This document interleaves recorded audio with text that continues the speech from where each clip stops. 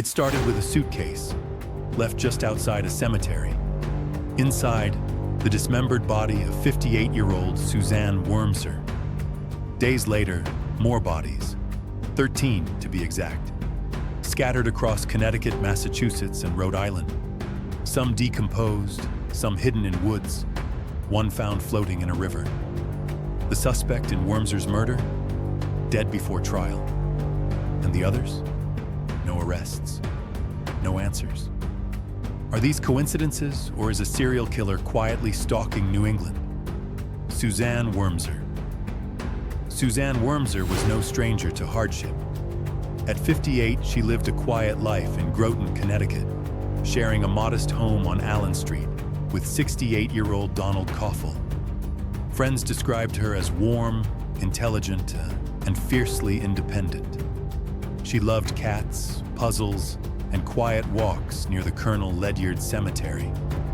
But beneath her composed surface was a woman who had survived more than her fair share of pain and would meet an end even darker than her past. On the evening of March 18, 2025, neighbors heard nothing. No screams, no struggle, just silence. The next morning, a suitcase was spotted near the cemetery gates. A maintenance worker opened it, expecting garbage. What he found was Suzanne, folded, lifeless, and partially decomposed. The police quickly sealed off the area, but what chilled investigators most wasn't the condition of the body.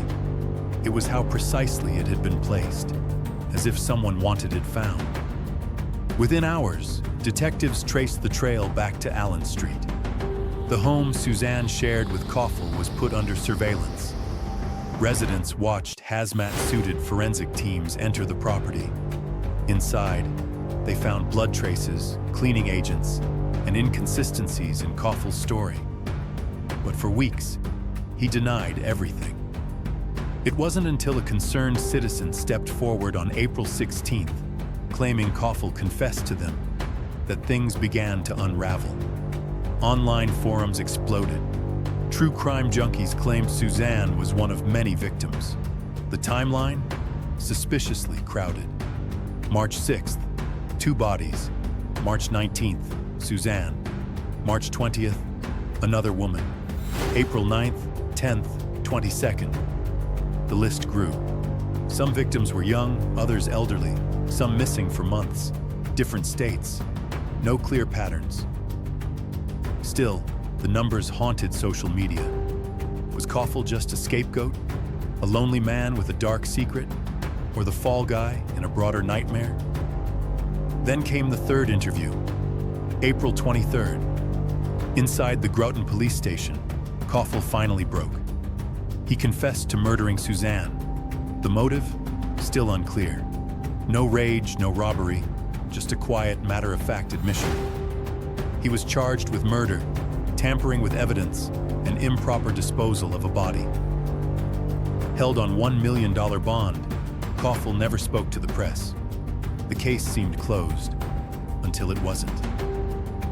On June 2nd, 2025, Donald Coffel died in custody at Corrigan Correctional Center.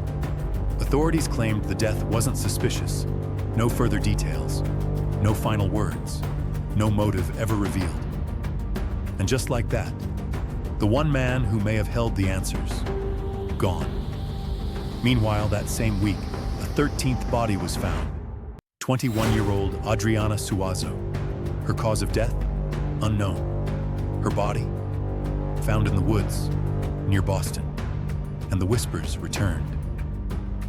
Officials insist there's no serial killer, that Coffel acted alone, that the other deaths are coincidences, but the public isn't convinced. Facebook groups swell with theories.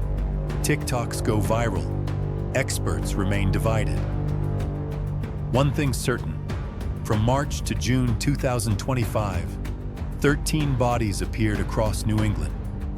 Whether linked or not, a chilling truth lingers.